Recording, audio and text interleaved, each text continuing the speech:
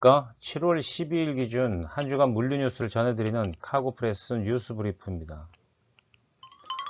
오늘은 먼저 한국국제물류협회 키파죠. 원재철 회장은 지난 7일 롯데호텔 서울에서 주최한 글로벌 물류산업 성장정책 특강 조참 포럼에 정세균 전 국무총리를 초청 강연 내용을 청취했습니다.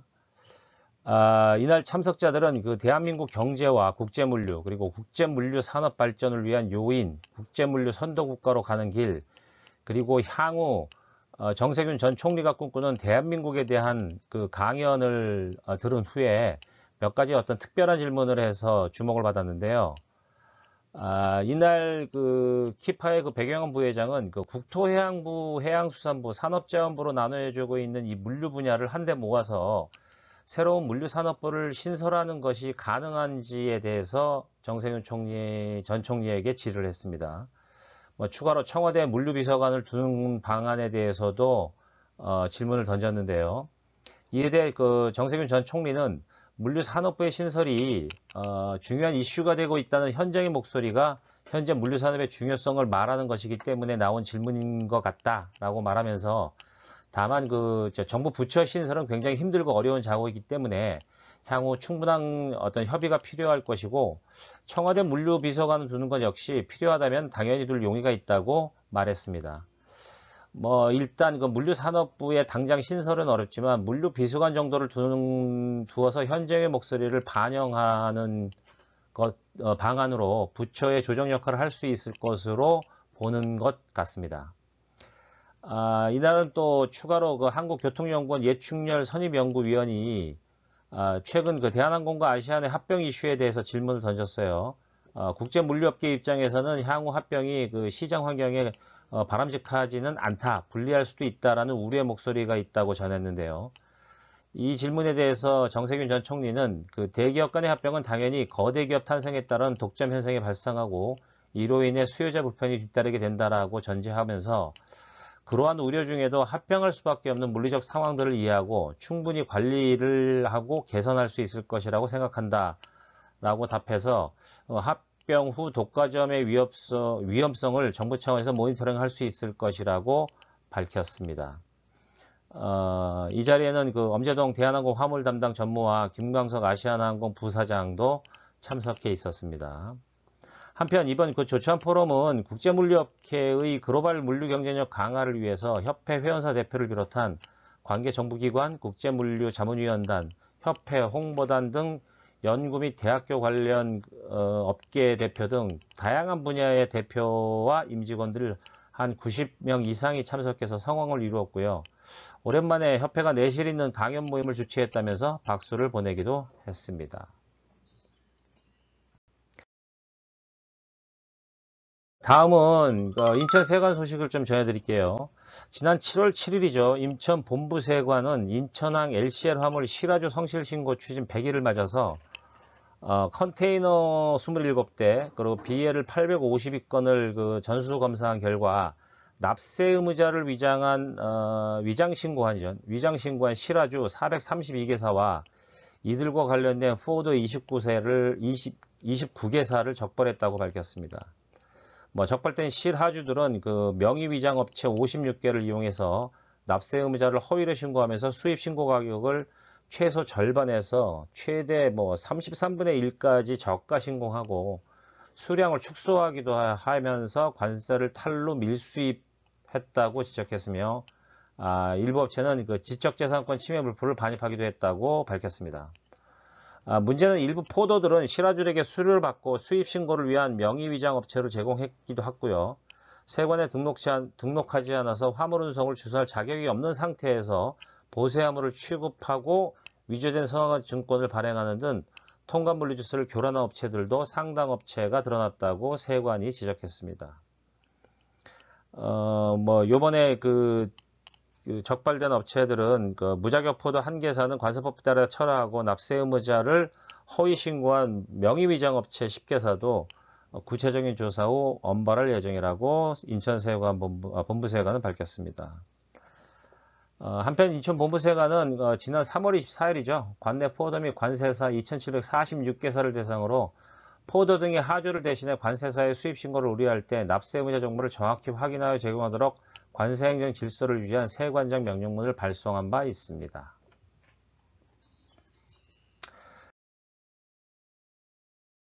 그 해외 소식입니다. 우리나라하고도 밀접한 관계가 있어서 베트남 호치민 소식을 전해드릴 텐데요.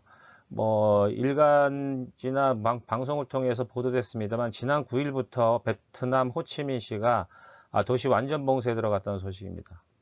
전세적으로 이제 코로나 추가 확산 또는 재확산이 늘고 있는 가운데 그동안 사실 상대적으로 코로나19로 인한 봉쇄 영향에서 그 수출 산업의 제한은 좀 자유로웠던 베트남입니다.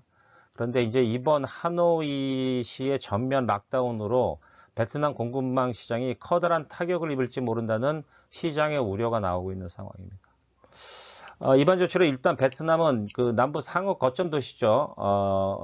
호치민은 7월 9일부터 그 기존보다 더 엄격한 지침, 뭐 베트남은 뭐 16호 조치 뭐 이렇게 말한다고 해요. 그래서 약 15일, 약 2주 이상의 사회적 거리두기를 추가로 적용받게 되었는데요. 비필수 사업하고 서비스는 모두 금지되고요. 버스와 택시를 포함한 대중교통은 완전 중단됩니다. 그리고 2인 이상 모이는 것도 금지되어 있고 음식, 의약품 또는 응급 상황이 아닌 한 시민들은 모두 집에만 있어야 한다고 합니다. 이미 그 호치민시를 연결하는 베트남 국내 항공편은 일시적으로 다 중단되었고요. 호치민을 기점으로 오고 가는 사람들은 무조건 7일 동안 자택격리를 받아야 합니다. 문제는 이 같은 그 격리 조치로 봉쇄가 길어질 경우 결국 그 수출을 주도적으로 하고 있는 베트남 수출 산업은 생산에 타격을 먼저 입게 될 것이고 이후에 이제 공급망 시장에도 타격을 주게 될 겁니다. 일부에서는 이미 물류시장의 타격은 시작되었다. 아직은 크지 않아도 영향을 받고 있지만 점점점 그 영향력이 커질 것이 확실하다.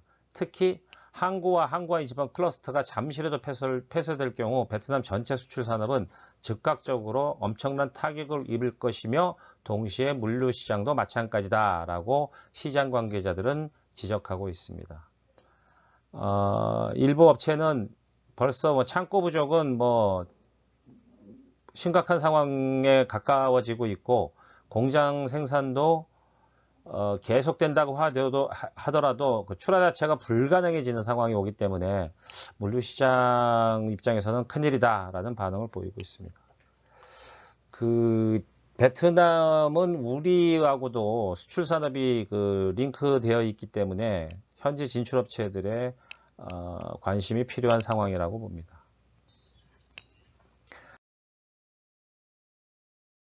다음은 그 대한항공이 그 지지난주죠. 무역협회와 중소기업을 지원하기 위한 항공화물 운송 지원 사업 MOU를 체결했어요.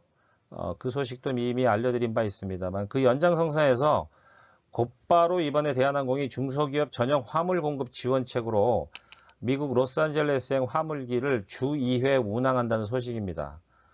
기존 그 로스앤젤레스 운항 화물기 편에 이른바 중소기업 전용 스페이스를 제공한다는 얘기죠. 그래서 대한항공은 그 중소수출기업의 대미 수출 지원을 위해서 전용 스페이스를 사전에 보장하고 제공하는 방식으로 그 MOU를 현실화하고 나선 것인데요. 특히 최근에 그 해상 운송이 어려워 긴급한 수출 화물의 경우 성수기에도 중소기업들의 안정적인 공급 확보가 가능하도록 지원할 것이라고 대한항공 측은 말했습니다. 먼저 대한항공 인천 로스앤젤레스 구간에서 매주 수요일 편과 일요일 운항편에서 각각 편당 3톤 내외의 사전 공급 스페이스를 중소기업에게 우선 배정한다고 말했습니다. 다만 이번 공급되는 그 지원 공급 스페이스는 냉장, 냉동 또는 위험물, 특수화물에는 적용되지 않고요. 일반 에어카고만 대상으로 한다고 합니다. 다만 접수 물량이 보장된 스페이스를 초과할 경우는 예약을 조기 마감할 수도 있다고 대한항공청은 밝혔습니다. 이제 마지막 단신입니다. 루프트한자 카고가 A321 여객기를 화물기로 완전 개조해서 전자상거래 수요 공략에 나섰다는 소식입니다. 최근 그 전자상거래 수요 때문에 이른바 그 네로우바디 여객기의 화물기로의 전환이 조금 탄력을 받고 있어요. 최근 유럽 영내 노선에서 사용 중인 에어버스 321 여객기 중에 2대를 화물 전용기로 완전 개조하고 최근에 그 영내의 급부상 중인 전자상거래 수요를 공략하기로 했다는 소식입니다. 루프트한테 측은 이번 사안에 대해서 최근 국경 간 전자상거래 이동 수요가 향후 5년간 약 20% 증가할 것으로 예측되고 있으며 소비자들은 주문 상품 배송 시간이 더욱 짧아지기를 기대하고 있기 때문에 유럽 영내 항공화물 노선에서 이 같은 전자상거래 수요가 뚜렷한 증가세를 보이고 있다라고 밝혔습니다. 뭐 아시겠습니다만 그 네로우바디 A321기를 화물기로 개조할 경우 운항거리는 한 3,500km 구간에서 적어도 한 28톤의 공급 스페이스 탑재 중량을 가진 항공화물 전용기가 시장에 공급을 제공하게 되는 거죠. 뭐 제일 중요한 건 메인 덱에 표준 팔레트를 실을 수 있다는 겁니다. 두 번째는 그 카타르 항공 한국 소식입니다. 한국 화물 지점장이라고 표현했던 유동길 화물 지점장이 그 한국 화물 지사장으로 승진 선임됐다는 소식이에요. 일종의 승진 인사인 것이죠. 카타르 항공 본사는 지난 7월 일부로 종전에 영어로 얘기하면 그 카고 세일즈 매니저였죠. 유동길 지점장이. 그러다가 이번에는 카고 매니저인 코리아로 한국 지역 화물 지사장으로 승진 발령했다고 발표했습니다. 세 번째 단신입니다. 지난 3월 29일로 개항 20주년을 맞았죠. 인천공항공사가 인천국제공항이 최근에 그 항공화물 수요가 늘어나면서 인천국제공항의 항공화물 누적 물동량도 마구마구 늘고 있는데요. 7월 중 아마도 물동량이 5천만 톤을 달성할 것이라고 예측하고 있습니다. 이런 추세로 연말까지 가게 되면 공항 역사상 최초로 연간 300만 톤을 넘길 것으로 인천공항공사는 예측하고 있다고 발표했습니다. 이 같은 그 실적은 인천공항공사가 금년 상반기 실적을 집계한 결과를 바탕으로 한 건데요.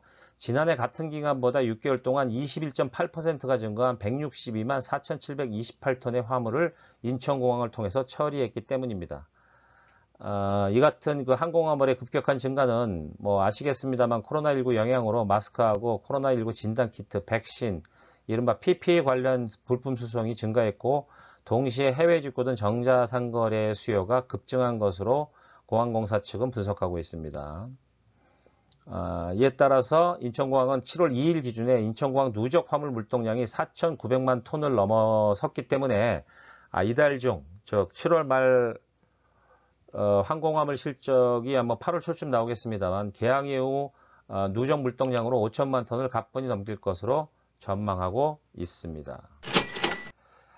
마지막 단신으로는 그동안 말도 많고 탈도 많았죠. 그 수에즈운하 좌초 사고를 겪었던 에버 기브너가 이른바 이제 묶여 있었던 건데요. 당사자 간의 보상의 합의에 이르렀다는 얘기입니다. 그래서 지난 7일 로테르담으로 벗어나가지고 수에즈운하를 벗어나서 로테르담 항을 출항했다는 소식입니다. 수에즈운하 자초 사고를 일으킨 에버 기븐호는 그 수에즈운하 리버레이크 지역에서 발이 묶인 지 이제 약 석 달 만에 비로소 풀려난 것입니다.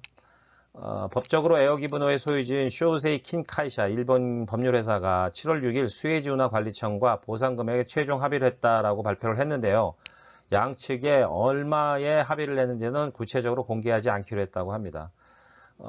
알려진 바에 따르면 당초 수에즈운하 관리청은 그 통항 장애에 따른 피해와 준설 인양 작업, 운항 파손, 사고에 대한 이미지 실추를 고려해서 배상금으로 9억 1,600만 달러, 약 우리한테 1조 4천억 정도를 청구했지만 선주와 보험사는 1억 5천만 달러로 조정을 시도하면서 갭 차이가 너무 커가지고 난항을 빚어서 계속 발이 묶여 있었죠. 그래서 이번 협상으로는 배상금 요구액을 한 3억 달러 정도로 낮춘 것이 아니냐라고 알려지고 있지만 양측 다 구체적인 금액은 공개하지 않고 있습니다. 이번 주는 여기까지입니다. 감사합니다.